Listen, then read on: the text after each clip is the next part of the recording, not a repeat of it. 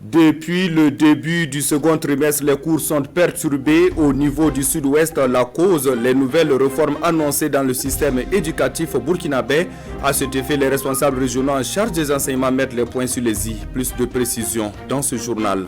Dans ce journal également, devoir de redevabilité pour les élus locaux de la commune de Bitou, cadre de communion entre population et autorités municipales. Il ressort de cette rencontre que plus d'1,6 milliard de francs CFA ont été investis par la municipalité. Un bilan jugé certes satisfaisant, mais beaucoup de choses restent encore à faire. Les détails, c'est pour tout de suite.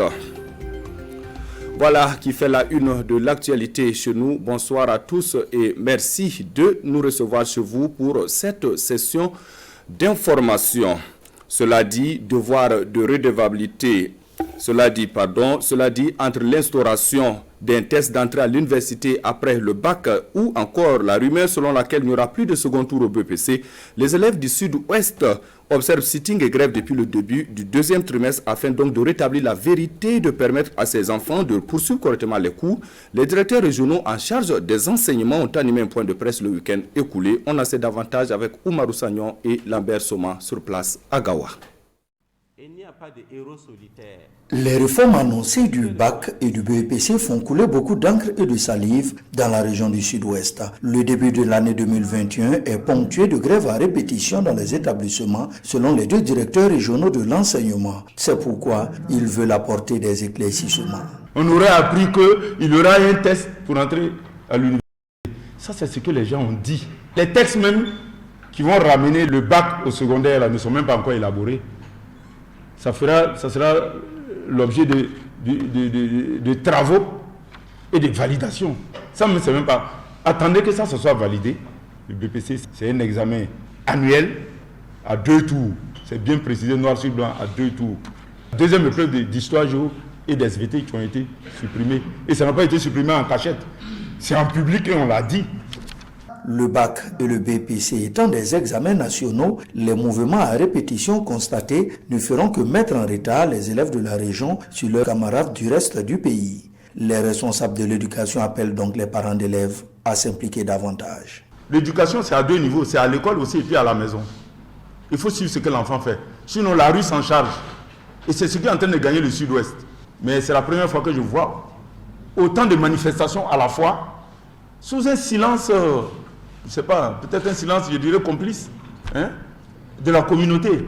Les réformes en cours sont le fruit de 3 ans d'études menées par des experts en la matière. C'est pourquoi les responsables de l'éducation demandent à la communauté éducative dans son ensemble de leur faire confiance. En développement rural, l'heure est au renforcement de l'employabilité des jeunes et des femmes dans la province du Tuy. Nous sommes toujours à l'ouest du Burkina Faso où le ministère en charge de la jeunesse et de l'emploi, avec l'appui financier du Fonds d'appui à la formation professionnelle et l'apprentissage de FAFPA, a formé plus de 150 jeunes et femmes de Houndé et de Koumbia en production maraîchère et agricole. La remise des parchemins de fin de formation avec Manika Hien et Kadou Romain Ki. Remise d'attestation pour couronner les formations reçues, soit en technique de production maraîchère, soit en technique de production agricole, particulièrement le riz, le sorgho et le mil. Plus de 150 personnes, jeunes et femmes de la province du Tuy, ont vu leur employabilité renforcée grâce aux différentes formations reçues. Il y a des techniques qu'on ne connaissait pas. Par exemple, le compostage, Moi, je suis dans le domaine, je n'ai jamais fait ça. Mais avec la formation, il a fait ça. Et on allait sur le terrain aussi, vraiment, ils nous ont montré comment faire ça. Et actuellement, sur les champs même, j'ai déjà commencé à faire ça. Ça, déjà, ça a été un acquis. On cesse toujours à avoir d'autres formations plus que ça pour que l'on puisse travailler, quoi. On a besoin de travailler, mais on n'a pas les moyens pour travailler. Si on a eu d'aide comme ça, ça va nous aider beaucoup. Une doléance des femmes de Koumbia qui semblent avoir trouvé une oreille attentive en la personne du ministre Salifou Tchemtouré. Beaucoup de gens, beaucoup de femmes, beaucoup de jeunes veulent se former, veulent améliorer donc leur employabilité. Il est donc de bon ton que nous puissions ne jamais donc baisser les bras, fournir plus d'efforts dans ce sens-là. Nous leur avons promis donc effectivement de revenir vers elles pour leur donner donc des formations donc en saponification, en maraîchiculture, en tissage et aussi en gestion donc de leur association. Il n'y a pas de sous-métier. Il faut que nous utilisions donc les potentialités de notre terroir, nous former dans ça et effectivement créer donc de l'emploi. Ces formations ont été rendues possibles grâce à l'intervention d'un fils de la localité, le député Nimaye Napié. Des formations encouragées et soutenues par le ministère en charge de la jeunesse, de la promotion de l'entrepreneuriat et de l'emploi à travers l'appui financier du FAFPA. Fonds d'appui à la formation professionnelle et à l'apprentissage pour un coût estimé à 22 300 000 francs CFA. Je vous l'annonçais en titre le vendredi dernier. Le conseil municipal de Butou a tenu sa journée de redevabilité, deuxième du genre depuis 2016. Cette rencontre constitue un cadre de communion entre population et autorités communales. Hassan Guébré et Bernard Diasso pour plus de précisions. Depuis 2016, c'est le deuxième face-à-face entre le conseil municipal et les populations de la commune de Butou. Des voies de redevabilité obligent. Au menu de ce dialogue, on note entre autres le fonctionnement du conseil municipal de Butou, son administration communale, les principales difficultés, les perspectives et les attentes des populations.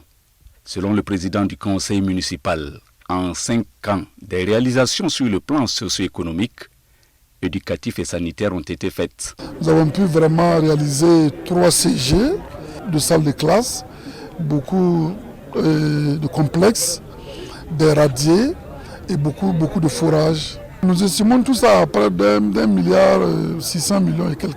Un bilan jugé positif au regard du conseil municipal et des populations de la commune de Butou. Vraiment, il a fait un effort. Il a réalisé beaucoup de choses, des chantiers dans les villages et dans la commune aussi. Au niveau de la gare, ils ont construit plus de 20 magasins pour la gare et pour la commune. Cependant, le conseil municipal de Butou dit être confronté à la faible mobilisation des ressources financières locales, d'où l'appui combien inestimable de ses partenaires techniques et financiers. Déjà à Butou, le maire l'annonçait, cette année nous avons déjà des tablements que nous avons donné à la commune de Butou. Il y a aussi une école qu'on va construire d'ici là. Comme perspective pour l'année 2021, le conseil municipal de Butou entend mettre un accent particulier sur le développement institutionnel de la mairie. Aussi, un accent sera mis sur la régie afin de maîtriser la base imposable pour un recouvrement plus efficient. Retour à Ouagadougou et parlons de célébration de 8 mars. Hier dimanche au quartier Kalgondin, les femmes de l'association Voisines Solidaires ont célébré en différé la journée internationale des droits de l'autre moitié du ciel. Objectif, perpétuer le vivre ensemble et la solidarité entre voisines. Plus de détails dans ce reportage.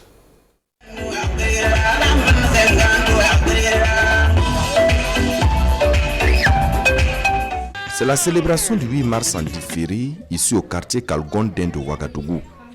L'initiative est de l'association Voisines Solidaires.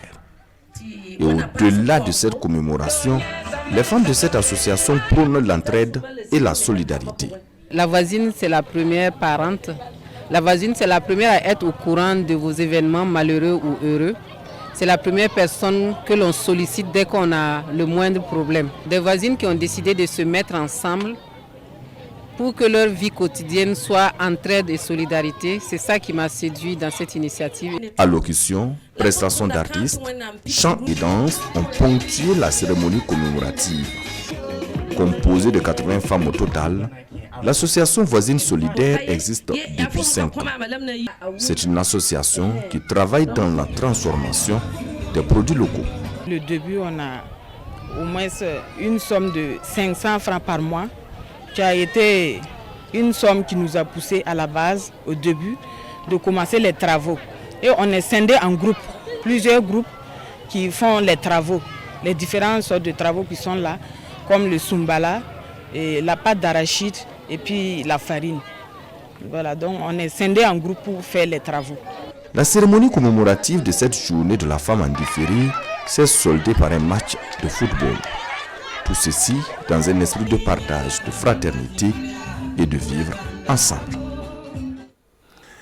De la mode dans ce journal, le promoteur de Bobo Fashion Week était face à la presse le vendredi dernier à Bobo Dioulasso. Sébastien Bazemo, alias Bazemc, a donné aux hommes et femmes de médias les détails de la 3e édition de cet événement de promotion vestimentaire. On a sait davantage avec Hassan Gourabou et Ismaël Satuné-Paris. Face aux journalistes, stylistes et spécialistes de mode bobolais, Sébastien Bazemo, alias Bazemc, donne des précisions sur l'organisation de Bobo Fashion Week, Acte 3. Du 9 au 10 avril prochain, Bobo Dioulasso abritera l'événement qui permettra aux stylistes burkinabés de présenter leur savoir-faire et de se promouvoir sur le plan national et international. Aussi, ce sera une occasion de mettre en lumière le textile burkinabé. Je pense que ce serait l'une des meilleures éditions de Bobo Fashion Week parce que je pense que vous n'avez jamais vu ou bien autant vu des créateurs burkinabés montrer leur génie créateur, et je pense que c'est à cette édition qu'on verra que nos artistes, nos créateurs ont du talent. C'est mettre encore l'accent sur ce qu'on a de plus cher, notre coton, le faso d'Anfani, nos femmes qui font la teinture, et pour nous c'est le travail abattu depuis longtemps qu'on met à la lumière maintenant. Cette édition de 2021 va donner l'opportunité à une quinzaine de stylistes bobolais de se produire sur scène. Également, l'occasion sera saisie pour échanger avec les jeunes créateurs de mode. Question de renforcer leurs capacités. Pour apporter une touche, il faut essayer de changer avec les jeunes frères de Bobo Dioulasso pour déjà savoir tout ce qu'ils ont comme difficulté dans le domaine. Et aussi, si on peut être une sorte de mentorat pour eux. Pour le promoteur Bazemc, Bobo Fashion Week se veut un cadre de valorisation des produits burkinabés. Et cette 3e édition entend mettre l'accent sur la question de labellisation du Coco-Donda. Voilà, on s'arrête ici pour ce soir. Merci de nous avoir suivis. L'information revient à 20h sur la RTB sur une présentation de Fousseni Kindo. Bonsoir.